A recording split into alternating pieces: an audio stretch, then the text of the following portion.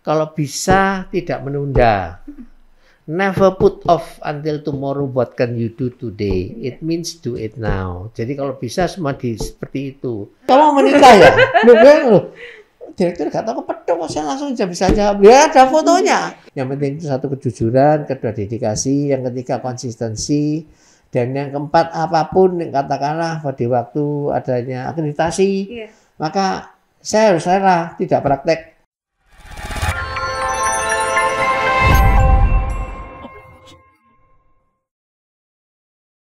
Assalamualaikum warahmatullahi wabarakatuh. Hai Sobat Sehat RSU UMM, ketemu sama saya Dr. Viva.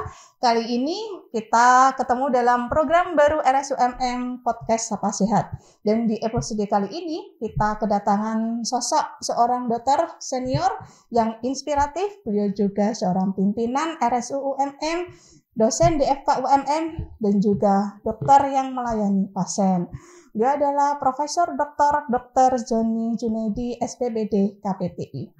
Halo Prof. Assalamualaikum Prof. Waalaikumsalam warahmatullahi Sehat ya Prof? Alhamdulillah. Gimana puasanya Prof? Puasanya masih lengkap, tidak bolong-bolong. Alhamdulillah. Ya Prof, ini kan kita ada di acara baru nih, program baru RSUMM Podcast Sapa Sehat. Nah, kebetulan untuk kali ini saya pengen tahu betul sosok seorang Prof ya, yang dokter yang juga sibuk melayani pasien, kemudian juga dokter yang juga memimpin rumah sakit yang besar seperti ini, juga dosen di FK UMM.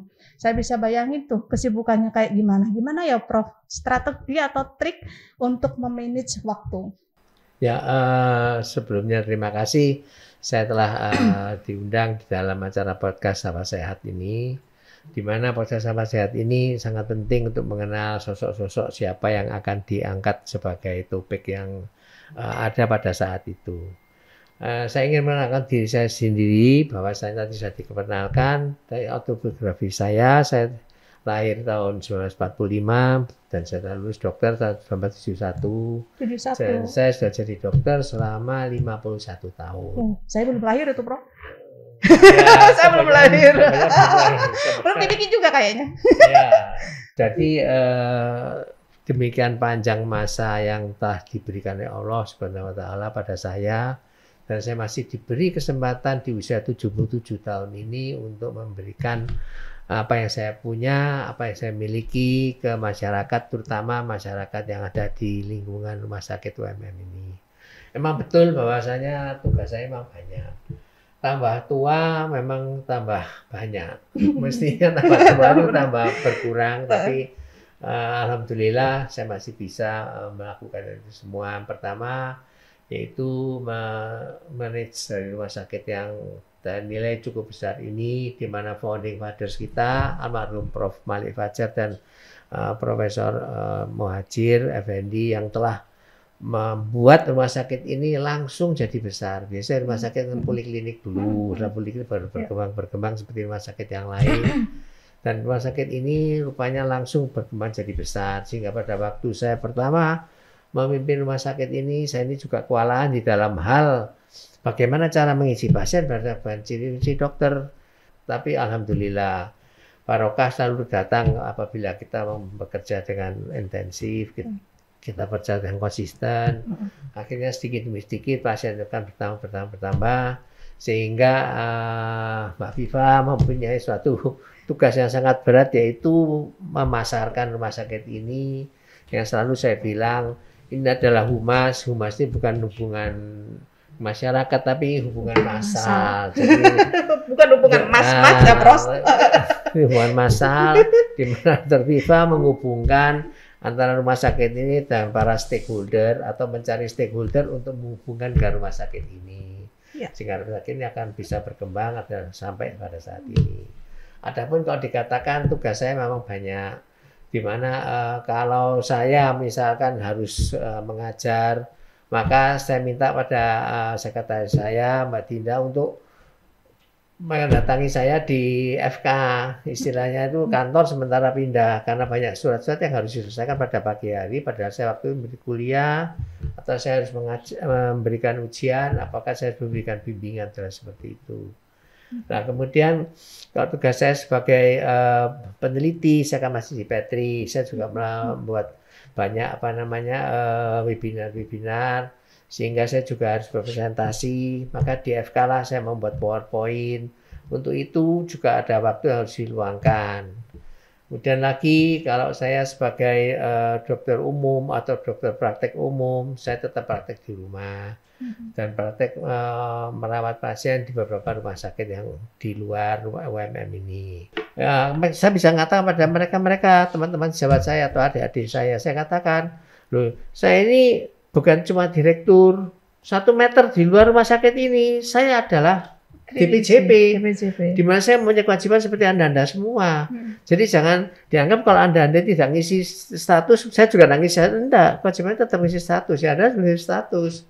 Jadi untuk seperti itu, maka teman-teman spesialis ini, marilah kita bekerja dengan konsisten, kita bekerja dengan dedikasi yang tinggi, bahwasanya pelayananku adalah pengabdianku. Tetap seperti itu adalah mutu dari Universitas Muhammadiyah ini. Itu kemudian ada yang terakhir lagi, bahwa saya juga harus melakukan pekerjaan di rumah. Jadi di mana saya adalah single parent, istri saya kapundut sejak 2009, sehingga tugas-tugas beliau ini harus saya ambil alih, katakanlah ngurus belanja pasar, ngurus belanja ini, ngurus keuangan, urus perbankan, urus ini, transfer saya harus kerjakan sendiri semua, kan tidak bisa saya berikan pada orang lain. Nah itu juga memerlukan waktu. Jadi apa yang harus saya kerjakan, ya waktu tidur dikurangi. Tapi pertanyaan, waktu dikurangi apakah tetap sehat? Ya alhamdulillah sampai saat segini saya masih sehat. Ceritanya begitu. Jadi mungkin sesuatu semangat itu yang nomor 1. Kalau Anda semangatnya tinggi, saya kira semua halangan-halangan itu bisalah kita rintangi. Karena teman itu tidak sedikit, teman itu banyak. Jadi kita masih bisa minta tolong teman ke kanan atau teman kiri untuk menyelesaikan semua pekerjaan ini. Ya itulah singkat dari kehidupan saya sebagai individu, juga sebagai dokter. Sehingga sampai saat ini seperti Anda lihat saya masih survive. Alhamdulillah. Masih kelihatan sehat. Suka olahraga juga, Bro? Masih olahraganya ya. Olahraga apa? Jalan ke sana ke sini aja. Oh, jalan ya. Maka itu saya kalau parkir saya nomor dekat-dekat tempat target, saya agak jauh supaya bisa jalan banyak. Nah, kalau bisa naik tangga, saya lebih naik tangga daripada naik lift. Seperti itu. Kalau misalkan naik lift itu tidak kuat, ya sudah, saya naik lift dan berangkat, tapi pulangnya saya akan turun dengan tenaga sendiri. Ya, betul. Ya, Prof. Begitu padat ya, Prof ya ternyata ya, dan semuanya alhamdulillah berjalan dengan baik ya. Pastinya itu butuh tenaga, butuh pikiran. Itu kira-kira ada yang ini nggak, Prof, mengingatkan nggak, Prof, atau memang Prof sambil jalan Prof Joni sudah punya catatan gitu, oh saya besok ke sana dengan berbarengan seperti itu. Ada ya kayak manajer gitu, kayak artis kan, nah kayak gitu ada nggak, Prof, orang yang bisa mengingatkan Prof? Untuk tugas sehari-hari saya punya sekretaris. Kalau yang di FK saya mempunyai Mbak Dila yang dia mengingatkan pada saya, Prof, waktu yang kuliah ini, waktu yang ujian ini, waktu mengumpulkan soal, model-model seperti itu. Atau ada rapat-rapat, atau ada pertemuan-pertemuan yang harus membahas kurikulum, misalnya diingatkan. Kemudian di rumah sakit, otomatis saya minta tolong pada Mbak Dinda, sekretaris saya, untuk menuliskan apa yang akan dikerjakan pada minggu ini, apa yang minggu depan. Yang saya katakan pada Mbak Dinda, pada sekretaris saya, bahwasanya kalau bisa tidak menunda. Never put off until tomorrow what can you do today. It means do it now. Jadi kalau bisa semua seperti itu. Seperti Anda lihat sendiri, Anda kalau kantor saya, meja saya itu selalu bersih setelah siang. Karena saya tidak mau meninggalkan pekerjaan. Jadi harus saya selesaikan hari ini, karena besok ada pekerjaan baru lagi. Jadi ya harus dihabiskan pada hari itu juga. Itu orang-orang yang antara yang mengingat saya. Tentu saja para perawat yang membantu saya di praktek juga akan mengingatkan saya apa yang mesti saya kerjakan, atau pasien ini kapan akan datang, pasien ini janji dengan saya, itu juga diingatkan demikian. Dalam praktek saya mempunyai 3 perawat. 3 perawat. Perawat yang shift siang, perawat yang shift sore, dan perawat yang shift malam. Oh, praktek malam juga, Prof? Ya, saya praktek kalau bisa kadang-kadang bisa sampai jam 9, jam 10 malam. Saya praktek mulai jam 1. Berarti mulai berangkat dari rumah bekerja itu mulai jam berapa, Prof? Saya berangkat dari rumah itu setelah subuhan, kemudian saya baca banyak artikel-artikel sampai jam 5 lebih 10 menit. Kemudian saya start ke Panti Nirmala untuk visite di rumah sakit sana. Kemudian saya start lagi jam 6 setengah 7 ke Persada. Kemudian jam 8 setengah 9 saya dari Persada saya start ke rumah, kemudian langsung ke UMM. Jadi tiap pagi itu sepertinya 3 terminal saya ambil. Terminal Gadang, terminal Josari, dan terakhir di terminal Landung Sari. Di mana angkot aja tidak bisa sampai 3, bisa angkot ya cuma 1 tok. Ini sampai 3, tiap hari saya lakukan seperti itu. Dan memang ya pekerjaan seperti itu harus dikerjakan seperti itu. Ya, karena tanggung jawab ya, Prof. Karena ya, sudah diberikan amanah ya. Karena amanah.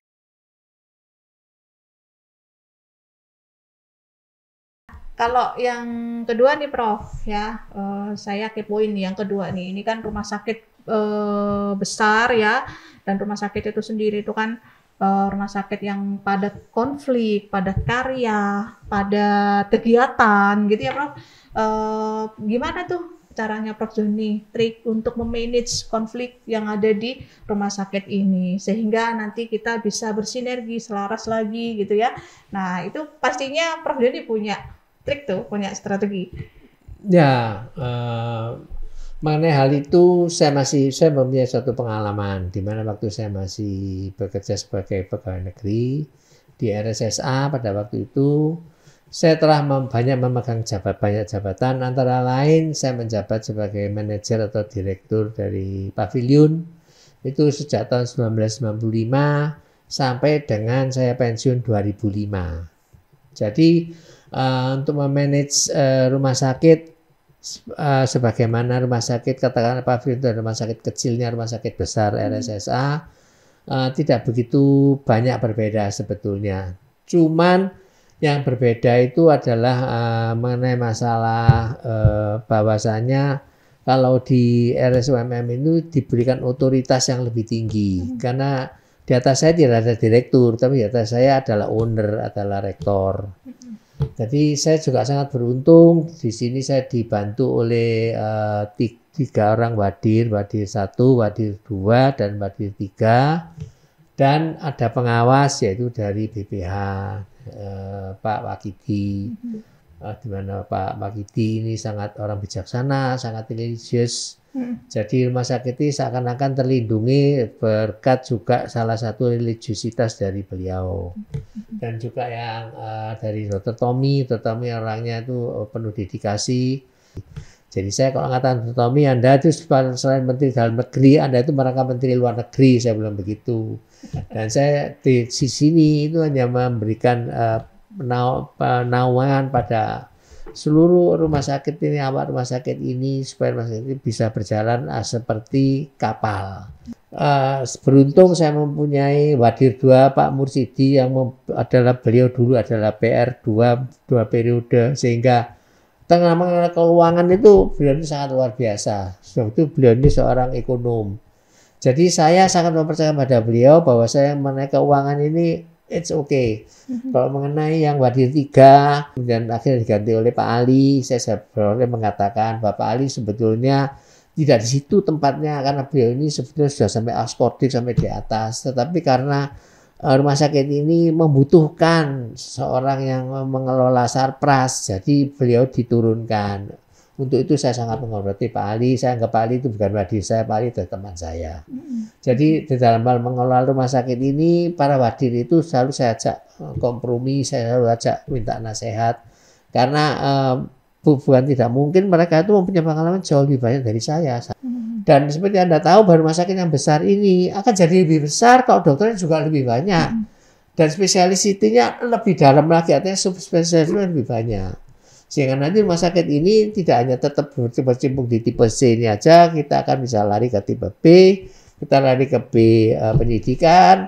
Insya Allah dalam 5-10 tahun ke depan bisa menyandingi atau memberikan partnership pada RSSA dan sebagai rumah sakit tipe A. Itu yang saya ceritakan adalah seperti itu. Jadi kalau mengelola rumah sakit ini pertama-tama itu agak unik. Saya kan tidak mengenal banyak orang. Apa usaha saya? saya suruh fotoi semua. Itu ada albumnya ada. Sudut-sudut Semua, gitu. enggak, saya fotoi. Ruangan ya. Enggak, saya fotoi orang-orangnya. SDM-nya ya. SDM-nya saya fotoi semua. Sehingga kalau Mbak Dinda, aduh Mbak ini mau menikah. Yang mana yang menikah? Oh iya. Saya tahu ya. Namanya siapa? Kamu menikah ya? Loh. Direktur gak tahu kepedok, saya langsung bisa jawab. Ya ada fotonya. Ya itu salah satu triknya ya. Salah satu triknya untuk langsung mengenal. Saya langsung datang tuh karyawan itu 240-an rasanya. Waktu itu. Tak fotoin semua sama saya. Yang pindah, yang ini, yang mau keluar, terus yang nakal pun tak kasih merah gini. Ini nakal ini. Ya, iya. blacklist. Nakal atau istilahnya itu sukar dikendalikan, misalnya begitulah. Jadi saya mengatakan bahwa saya tidak mudah untuk menguasai orang. Betul. Jadi untuk menguasai orang, saya katakan bahwa Anda tidak perlu marah, tidak perlu ini. Kuasailah ilmu. Kalau Anda mau mengalahkan si A, kalau ilmu Anda lebih tinggi, si A itu akan tunduk sendiri atau akan menghormati sendiri seperti itu. Itu manajemen konfliknya ya. Mengenali personalnya masing-masing. Kita mencoba untuk masuk ke dalam. Kemudian kita mengadakan bargaining. Saya punya ini, kamu punya itu. Gimana kita kalau bertukar? Tidak usah kita rebutan lah. Anda butuh itu, saya punya ini. Saya kira itu bisa selesai. Tapi tentu saja tidak semua bisa diberlakukan seperti itu. Ada juga diberlakukan seperti yang agak keras sehingga keluar SP1, keluar SP2. Nah, itu pasti ada prosesnya ya. Itu sih biasa. Karena kita kalau hidup ada dikotomus yang negatif yang tidak bisa di-manage lagi, ini mesti dibuang. Atau dikotomus yang sangat-sangat hebat yang ini harus kita pelihara. Tapi kita selalu bergerak di tengah-tengah ini. 75% pembinaan dulu ya. 5% percentile seperti itu. Lagi yang paling penting adalah honest. Saya bilang sama beliau-beliau itu, pertama adalah jujur, begitu. Bahwa saya di kantor saya, kalau masuk di kantor saya itu pertama adalah kejujuran, saya bilang gitu. Kalau Anda mau tidak jujur, percuma saya masuk di sini. Saya bilang kita tidak bisa ngomong. Kalau Anda jujur, Anda pasti bisa ngomong. Ya semua itu kejujuran apa saja lah. Katakanlah kita kok tidak menghukum seseorang yang katakanlah tanda petik mengaku salah. Kalau mengaku salah, kita cari kebenarannya sampai di mana. Anda bisa top ini enggak? Kalau Anda tidak bisa top, ya sudah saya katakan, you can get it or you leave it, salah satu. Tapi kita kan tetap stakeholder. Anda kalau sampai dari luar sini, ya tolong kalau ada yang bisa bantu, ya bantulah ke kami. Saya bilang begitu. Tidak kan, kalau kamu meninggal gini, kamu akan hilang. Enggak. So, keinginan kan saya dikatakan bahwasanya, kalau kita satu musuh itu jauh lebih sulit mengelola daripada 1000 teman. Iya. Lebih baik tidak ada musuh lah, nol lah. Musuh jadi semua itu anggaplah teman dengan beberapa gradasi. Partner kerja ya. Partner kerja. Waktu itu saya katakan Dr. Viva ini pekerjaannya tidak mudah. Ini sulit karena apa? Kerjasama dan kerjasama. Kerjasama sebagai apa? Ini tadi dikatakan. Saya punya begitu banyak asuransi. Kenapa yang asuransi kok cuma 3, 4, 2? Terus saya katakan, itu bukan katanya tidak bekerja dengan baik. Enggak. Kita kurang meningkatkan. Kenapa? Kalau kita meningkatkan, otomatis orang itu enggak usah berat-berat, malah cari orang. Saya mau ngapain di sana, gimana caranya? Masih pasti begitu. Kenapa? Dia langsung ke dokter yang dituju. Kita masih kurang banyak subspesialisme. Sehingga banyak dokter yang masih kurang dicari. Karena kurang dicari ya otomatis yang di rumah sakit ini banyak faktornya ya Prof. Banyak faktornya. Itulah salah satu dari kiat saya. Yang penting itu satu kejujuran, kedua dedikasi, yang ketiga konsistensi, dan yang keempat apapun katakanlah pada waktu adanya akreditasi, maka saya harus rela tidak praktek. Dan saya tunggoni terus yang asesori tadi sampai selesai. Harus jam 8 malam, jam malam harus saya tunggoni, saya bilang begitu. Karena udah komitmen ya, Prof. Itu ada komitmen sehingga itu ada memberikan suatu citra yang baik di luar. Oh ya ditunggoni kan ada di situ, enggak terus ditinggal dak kedua enggak seperti itu. Tapi kita tetap sebagai tuan rumah yang paling baik. Nah, Prof, menarik sekali ya. Prof Joni sudah memberikan trik-trik ya sampai ke manajemen konflik, terus manajemen waktu. Nah, yang terakhir ini bagaimana nih Prof Joni rencana ke depan atau program ke depan, strategi ke depan untuk mengembangkan lagi Rumah Sakit Umum Universitas Muhammadiyah Malang ini supaya lebih banyak pasiennya lagi atau lebih banyak lagi juga produk-produk baru lagi gitu. Gimana nih Prof? Ya, ini suatu pertanyaan yang sangat baik, terutama di dalam hal untuk pengembangan rumah sakit. Saya pernah bekerja dulu pertama kali namanya RSSA itu rumah sakit tipe, belum ada tipenya lah, atau kata-kata waktu tipe B. Saya dokter yang ke-40. Dengan begitu besar rumah sakitnya, ada STKM waktu itu masih belum FK Unibro, yang kuskap di sana semua begitu banyak. Dan saya melihat perkembangan, saya mengalami perkembangan seperti itu. Tapi saya tidak ingin rumah sakit ini berkembang seperti itu dalam jangka waktu yang panjang seperti itu. Saya ingin pengalaman seperti itu dipersingkat, diperpendek, sehingga dengan waktu yang tidak terlalu lama, rumah sakit kita bisa mencapai grade atau mencapai level seperti itu. Jadi apa usaha dari saya? Saya lihat dari sekarang, saya masuk ke sebagai tipe C. Tadinya saya tidak berani ke tipe B karena adanya BPJS yang mengatakan kalau tidak berjenjang, Anda tidak kasih pasien seperti itu. Dan saya kalau nggak dikasih pasien, bagaimana saya hidup? Saya bilang begitu. Karena poli saya waktu itu sudah mencapai 450 sampai 600 pasien, terutama BPJS tiap harinya. Nah kalau itu misalkan bisa itu berjenjang, mereka akan turun cari tipe D atau cari ke vaskes primer, kan saya tidak mempunyai jadi habis. Sekarang boleh pasien langsung ke tipe B asal berbasis kompetensi ya. Berbasis kompetensi. Nah, kami sudah bersiap-siap semuanya ke dari tipe C ke tipe B. Sambil kita seperti Dr. Viva waktu itu pernah diberikan tugas untuk membuat rumah sakit berbasis syariah. Maka dari itu juga sekaligus nanti dari tipe B yang rumah sakit syariah, dan setelah itu dengan waktu dalam lama kita daftarkan ke rumah sakit B pendidikan, karena rumah sakit kita sudah mempunyai bed capacity yang lebih dari 200. Sehingga itu memenuhi syarat untuk suatu rumah sakit tipe B pendidikan, sehingga nanti mahasiswa dari FK tidak usah keluar banyak-banyak dari kota ini. Sebagian besar bisa menggunakan rumah sakit ini sebagai rumah sakit pendidikan, otomatis yang kecil-kecil nanti sebagai satellite. Sementara rumah sakit kita itu rumah sakit satellite. Rumah sakit yang main pendidikan tapi satellite, itu yang tipe B. Yang berikutnya otomatis saya juga harus meningkatkan banyak-banyak pelayanan. Katakanlah kalau di penyakit dalam yang saya impikan itu 2, yaitu 1 gastroenterologi di mana mereka akan endoskopi, dan itu kita masih belum punya. Yang kedua adalah pelayanan kemoterapi. Di mana kemoterapi yang sudah kita sudah punya dokternya. Kita tinggal membangun ruangan-ruangan yang sesuai dengan akreditasi dari hematologi, onkologi, dan kemoterapi.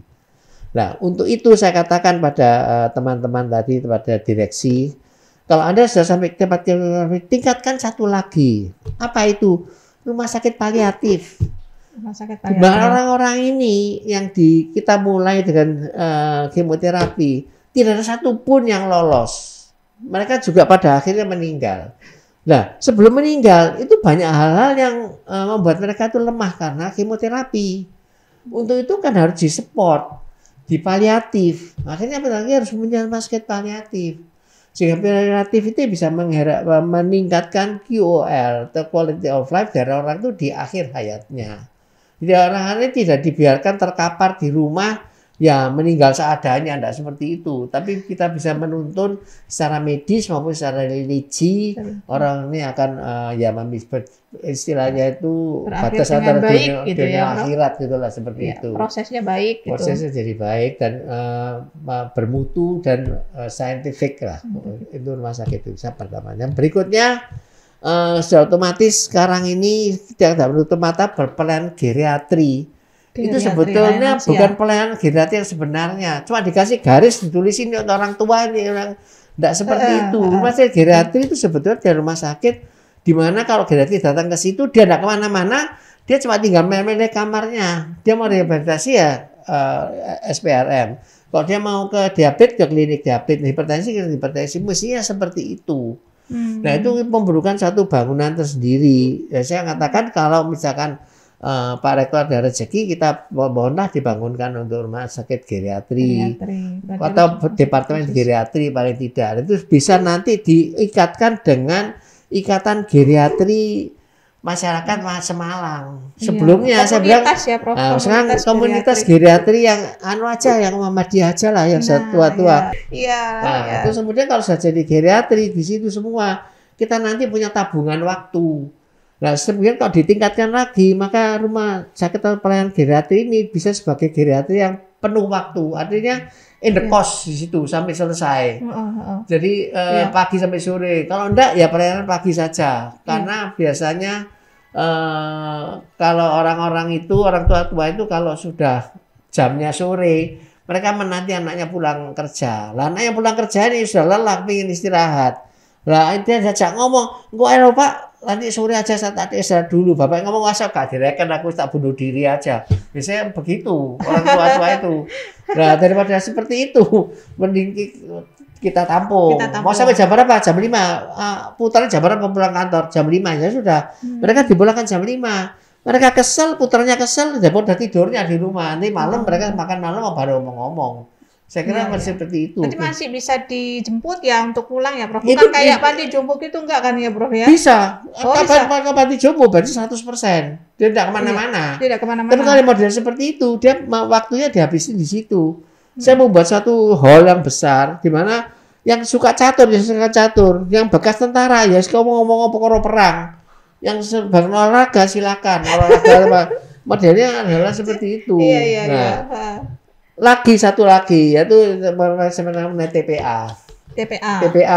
Kalau sih ada bangunan geriatri, mohon di sebelahnya itu dibangunkan TPA. Karena TPA ini adalah tempat penitipan anak, bukan tempat pembuangan akhir supit urang, enggak. Tapi tempat penitipan anak, di mana kita punya ibu-ibu muda. Mereka daripada ngekoskan anaknya ke tonggo sebelah, banyak predator pedofili sekarang. Aduh, serem banget sih. Nah, seperti itu kan serem banget. Nah, untuk itu mereka bisa nitip adalah kami. Dan di TPA itu kita isi psikolog, kita isi pediater, kita isi bagian gizi, kita isi bagian tumbuh kembang. Sehingga kita juga meningkatkan si bayi-bayi ini. Dan yang penting lagi, pojok laktasi sudah tidak berlaku karena mereka akan turun ke bawah untuk melaktasi anaknya. Pasti ke situ ya. Ke situ. Nah, sekaligus nanti bisa diumumkan kita punya tempat penitipan anak sehingga ibu muda dosen itu tidak usah mikirkan anaknya piye-piye, langsung aja bisa situ. Dibuka untuk umum, terus mereka mengajar. Ya. Untuk umum juga ya berarti. Untuk umum juga. Tidak hanya karyawan. Ya, jadi kalau saya katakan bahwa ini TPA adalah tempat penitipan anak, yang tempat geriatri adalah tempat pengabdian akhir. Tempat pengabdian akhir. Dan mereka itu lucu, yang anak-anak itu nanti jalan tertate-tate, yang tua itu pun tidak kalah, mereka juga tertate-tate gitu loh. Untuk bayi-bayi yang tidak bisa keluar dari ranjang, tidak usah khawatir, di orang tua-tua sini yang tidak bisa keluar dari ranjang juga banyak. Jadi mereka bisa berkolaborasi dan berpartnership. Saya kira bisa model seperti itu. Kalau gitu. Terus SDM-nya gimana tuh, Prof? Apakah ada SDM khusus untuk nanti yang akan TPA khusus berfokus ke TPA sama yang di geriatri? Karena itu dan memang ada pelatihan khusus untuk geriatri. Geriatri pelatihan khusus, untuk dokternya juga khusus. Dan yang terakhir lagi, karena kita punya lahan begitu besar, rumah sakit kita itu berjauhan dengan kampung-kampung, kita bisa membuat suatu pengolah limbah sendiri yang disebut incinerator. Nah, di samping TPA tanpa pembuangan, kita juga nanti terakhir saya dalam angan-angan saya, karena begitu luas tanahnya, begitu bangunan banyak bisa dipakai, kita akan membuat suatu proyek transplant steril. Di mana nantinya itu orang yang mau lakukan transplantasi ginjal, transplantasi apa saja di rumah sakit kita yang aseptis. Nah, dan yang terakhir lagi itu adalah kita sekarang diberi oleh pemerintah BNPB adalah rumah sakit infeksi, instalasi infeksi COVID, dan yang akan nantinya kalau sudah COVID tidak ada, sudah melandai, sudah menghilang jadi endemis, maka rumah sakit COVID ini akan sebagai rumah sakit infeksi yang kurang lebih hampir sama dengan rumah sakit Suliati Suroso. Bisa jadi rujukan juga ya, Prof, nanti di Malang Raya ya? Jawa Timur saya kira. Jawa Timur lebih luas lagi ya, Prof. RSSA mau membuat rumah sakit infeksi, tapi dia masih di pavilion saya dulu bekerja, dan dia masih lengket dengan rumah sakit besar. Di tempat kita terpisah itu sangat bagus. Ya, moga-moga hal itu bisa terlaksana. Betul. Mudah-mudahan ya, Prof, soalnya market marketingnya pun juga kita kan pasti senang ya, karena kalau banyak produk-produk baru kayak gitu ya. Iya sih, Jadi kan kita bisa lebih mudah menarik masyarakat ke sini daripada kalau kita masih seperti ya, saya kalau jualan pecel sama rawon aja kan enggak enak. Kalau ada pecel, ada spaghetti. Ada kopinya apalagi ya ya kan? Kopi ya. Kan cappuccino nomor 1. Nah, ya, kopi kan pasti banyak sekarang lagi booming sekarang. Oke, Prof, menarik sekali nih pembicaraannya, cuman karena waktunya sudah habis ya, Prof. Insya Allah mudah-mudahan nanti kita ketemu lagi bersama Prof Joni, tapi mungkin dengan tema yang berbeda. Oke, Sobat Sehat RSU UMM, kita akhiri pertemuan kali ini, tapi jangan lupa untuk mensubscribe YouTube UMM Hospital, like, comment, and share. Wassalamualaikum warahmatullahi wabarakatuh.